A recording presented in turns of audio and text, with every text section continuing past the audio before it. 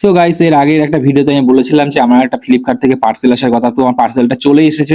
যেহেতু পার্সেলটাতে কি আছে তোমরা হয়তো জানো না। পার্সেলটাতে একটা পাখির খাঁচা আছে। আমাদের বাড়ি দুটো টিয়া পাখি আছে। টিয়া পাখি রাখার জন্য একটা পার্সেল অর্ডার দিয়েছিলাম। তো সেই আনন্দে আমি চলে যাচ্ছি। সেই ওই গাড়ি দাঁড়িয়ে আছে। একটা ৪ চাকা এসছে যেখানে আমার পার্সেলটা নিয়ে ওরা দাঁড়িয়ে আছে। তো যেহেতু ওপেন টু বক্স আছে, যেহেতু খুলে দেখানোর পারমিট আছে, সেখানে চার্জ নিয়েছে। তো আমাকে খুলে দেখিয়ে দেবে পার্সেলটা। কিন্তু যেহেতু পাখির আমি ৫ থেকে ৬ দিন ধরে ওয়েট করছি পার্সেলটা নেওয়ার জন্য। প্রায় ৫-৬ দিন পর পার্সেলটা এসেছে। আসার পর আমি পার্সেলটা ওপেন করতে বললাম।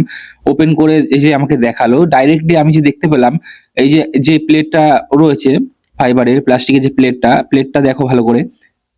যে প্লেটটা রয়েছে প্লেটটায় ফাটা রয়েছে, মানে ড্যামেজ।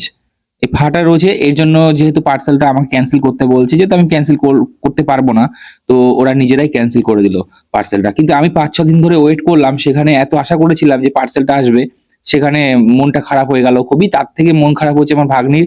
ও খুব আশা করেছিল যে পাখি দুটোকেও খাঁচায় ভরে রাখবে। ও যত্ন করে, যেহেতু পাখিগুলোর খাবার দেয়, সেখানে ও খুবই কান্না করে দিয়েছে।